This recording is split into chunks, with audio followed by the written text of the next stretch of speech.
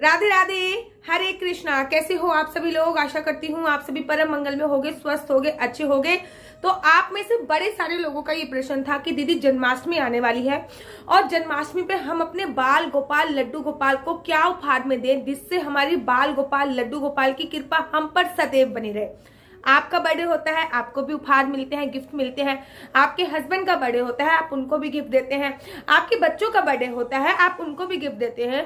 फिर पूरी जगत का जो पालनहार है, माना कि हमारी इतनी औकात नहीं है कि हम उनको कुछ दे पाए। भैया हमारे में इतना क्या सामर्थ्य कि हम उनको कुछ दे पाए जो पूरी जगत को दे रहा है। लेकिन फिर भी हमने उनको जिस स्वरूप में माना हुआ है, अपना दोस्त, अपना बालक, अपना भाई, तो हमारा ये फर्ज बनता है कि हम उनको उपहार स्वरूप कुछ ना कुछ अवश्य दें। तो मैं आज लड्डू गोपाल को जो जो चीजें उपहार स्वरूप पसंद है वो मैं आप लोगों को बताने जा रही हूँ। इनमें से आप कुछ भी लाकर लड्डू गोपाल को उपहार में दे सकते हैं या तो फिर सारी ही चीजें लाके उपहार में दे सकते हैं। और नंबर 1 पे तो आप लोगों को पता ही है, नंबर 1 पे आती है बांसुरी। आप बांस की बांसुरी, चांदी की बांसुरी, सोने की बांसुरी, अपनी कैपेसिटी के अनुसार आप बांसुरी लाके लड्डू गोपाल को उपहार में दे सकते हैं। कहते हैं बांसुरी जिसके घर में होती है उसके घर से सारा का सारा वास्तु दोष खत्म हो जाता है।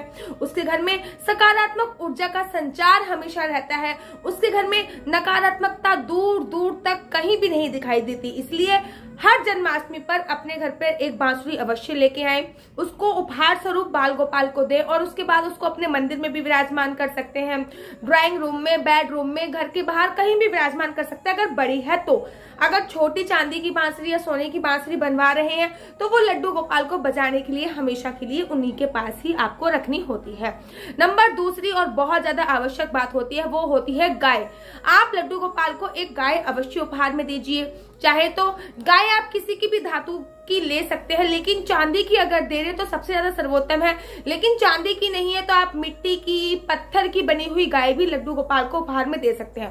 कहते हैं जो नंद बाबा थे उनके पास 9 लाख गैया थी, इसलिए उनको नंद की उपाधि दी गई थी। और उसमें से एक गैया थी जिसका नाम था गंगा, जिसके साथ हमारे जो कन्हैया थे वो खेलते थे।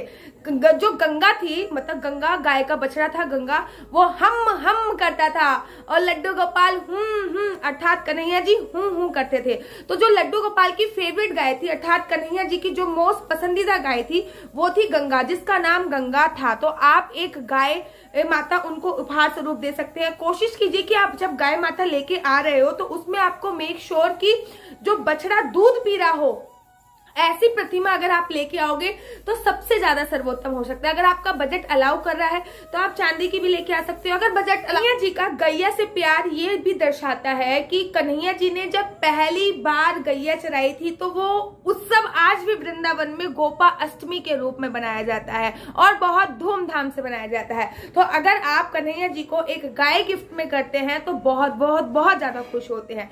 तीसरी और बहुत ज्यादा इंपॉर्टेंट चीज है, आप लोगों को पता ही है कि राधा रानी की अष्ट सखियां थी और जो कन्हैया जी की भी बेस्ट फ्रेंड बोली जाती थी अर्थात ललिता सखी, विशाखा सखी, ये सब अष्ट सखियां आप लड्डू गोपाल को भी गिफ्ट कर सकते हो। अर्थात आप अमेजोन से या फिर फ्लिपकार्ट से उनको मंगा सकते हो, ऑर्डर कर सकते हो और आप उनको उपहार स्वरूप दे सकते हो। उससे होता क्या है, अगर आप वर्किंग लेडीज हैं या फिर आप घर से कुछ देर के लिए कहीं बाहर जा रहे हो तो होता क्या है, आप इन अष्ट सखियों को बोल के जा सकते हैं कि प्लीज लड्डू गोपाल का ध्यान रखिएगा, हम अभी आ रही है। और जब अष्ट सखियां लड्डू गोपाल के साथ रहती है ना तो आपको उनकी फिक्र करने की कोई आवश्यकता नहीं है। तो आप ये अष्ट सखियों का जोड़ा लड्डू गोपाल को अवश्य उपहार स्वरूप दे सकते हैं। चलिए कि अब आगे बढ़ते हैं और आगे की लिस्ट में, हमारी लिस्ट में आते हैं बहुत सारे खिलौने।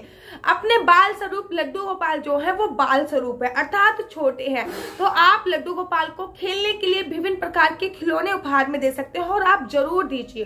कल हम किसी के नॉन के घर पे गए थे, अपने ऐसी अपने किसी नॉन के घर पे गए थे तो उन्होंने हमसे ये बोला था कि हम लड्डू गोपाल का जन्मदिन आने वाला है और हम इनके लिए खिलौने इत्यादि सामान सब लेकर आ चुके हैं। तो चलिए आगे बढ़ते हैं। आप लड्डू गोपाल को कुछ भी खिलौने के रूप में दे सकते हैं, आप गेंद दे सकते हैं, आप बॉल दे सकते हो इत्यादि, आप कुछ भी चीजें अपने बाल गोपाल लड्डू गोपाल को खिलौने के रूप में दे सकते हैं। तो चलिए अब आगे बढ़ते हैं और आगे बात आती है मोर पंख। आपको पता है कि जब भी लड्डू गोपाल श्रीधाम वृंदावन में जब तक रहे हैं तब तक उन्होंने माथे पे पंख हमेशा धारण किया है। अर्थात वृंदावन में जब तक कन्हैया जी थे तो उन्होंने मोर पंख हमेशा धारण किया था, और इसलिए आज भी लड्डू गोपाल को अगर आप मोर का पंख उपहार स्वरूप देते हो तो वो अत्यंत प्रसन्न होते हैं। और ये भी बोला जाता है कि जिस घर में एक भी मोर पंख होता है उस घर में सांप की कुदृष्टि कभी भी नहीं पड़ती है। साथ ही के साथ ये भी बोला जाता है कि जिस घर में एक भी मोर पंख होता है उस घर का सारा वास्तु दोष स्वतः ही खत्म हो जाता है। आप उस मोर पंख को पहले लड्डू गोपाल को उपहार स्वरूप दीजिए, उसके बाद पूजा अर्चना वंदना करने के तत्पश्चात आप उसको मंदिर में लगा सकते हैं, मंदिर के कोने में लगा सकते हैं, आप ड्राइंग रूम में लगा सकते हैं, उसको आप अपनी बैठक में भी लगा सकते हैं। मोर पंख तो बहुत पॉजिटिव वाइब्रेशंस लाने के लिए सबसे ज्यादा सर्वोत्तम माना जाता है। तो चलिए अब आगे बढ़ते हैं। जो कि लड्डू गोपाल को बहुत पसंदीदा चीज है वो है तुलसी। तो आप लोगों को पता है कि बिना तुलसी दल के लड्डू गोपाल को भोग ही नहीं लगता है। तो आप उपहार स्वरूप लड्डू गोपाल को कानों में पहनने के लिए तुलसी की बाली या फिर गले में पहनने के लिए छोटी सी तुलसी की माला जरूर उपहार में दे सकते हो। आप लोगों को पता है कि कानों में भी मैंने ऐसे ऐसे लड्डू गोपाल देखे हैं जिनके कानों में छोटी छोटी सी तुलसी की बाली होती है, तो आप भी वो उपहार में दे सकते हो। वो आपकी अपनी सामर्थ्य के अनुसार है। आप सोने में बना के दे सकते हो, चांदी में बना के दे सकते हो, या सिंपल से भी बना के दे सकते हो। वो आपकी अपनी श्रद्धा के ऊपर निर्भर करता है। तो चलिए अब आगे बढ़ते हैं। जो कि आप उपहार में लड्डू गोपाल को दे सकते हो वो है वैजंती माला। तो वैजंती माला भगवान का, अगर हम बोले कि भगवान का पसंदीदा माला कौन सी है तो सभी के मुख पे एक ही नाम आता है, वैजंती माला। क्योंकि वैजंती माला को धारण करके भगवान जी अत्यधिक प्रसन्न होते थे। तो आप वैजंती माला भी भगवान को उपहार स्वरूप अवश्य और अवश्य दे सकते हो। आप एक दक्षिण मुखी शंख भी भगवान को उपहार स्वरूप दे सकते हो, और बोलते हैं कि दक्षिण मुखी शंख भगवान को उपहार स्वरूप देने के तत्पश्चात उसी से भगवान का अभिषेक किया जाना चाहिए। भगवान श्री कृष्ण के पास भी एक शंख था और वो हमेशा उस शंख को अपने पास ही धारण किया करते थे। तो चलिए अब आगे बात कर लेते हैं। और आगे और सबसे एंड में मैं आप लोगों को कुछ एडवाइस दूंगी जो कि शास्त्र के अनुसार तो नहीं, ये सारी चीजें तो उनको पसंद थी। तो जैसे कि मैंने एक बार लड्डू गोपाल को एक सोने की चैन उपहार में दी है, कभी मैंने कानों के उपहार में दिए हैं, कभी मैं हाथों के उपहार में बनाती हूँ। तो वो आप अपनी श्रद्धा के अनुसार सोना चांदी किसी भी धातु का ये सब चीजें उपहार में दे सकते हैं। आपकी श्रद्धा है तो आप उन्हें वस्त्र उपहार में दे सकते हैं।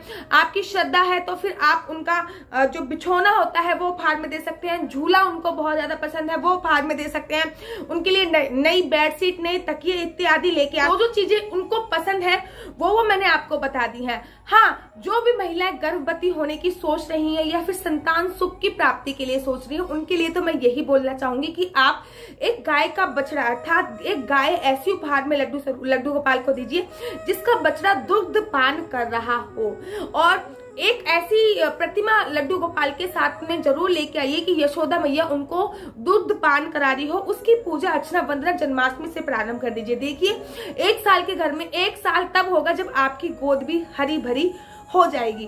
तो ये थी मेरी छोटी सी वीडियो। अगर आप लोगों को मेरी वीडियो अच्छी लगती है तो आप अपना यूट्यूब चैनल हरि बोल को लाइक शेयर सब्सक्राइब करना बिल्कुल भी मत भूलिए। तब तक के लिए मुझे दीजिए इजाजत। राधे राधे, हरे कृष्णा, हरि बोल।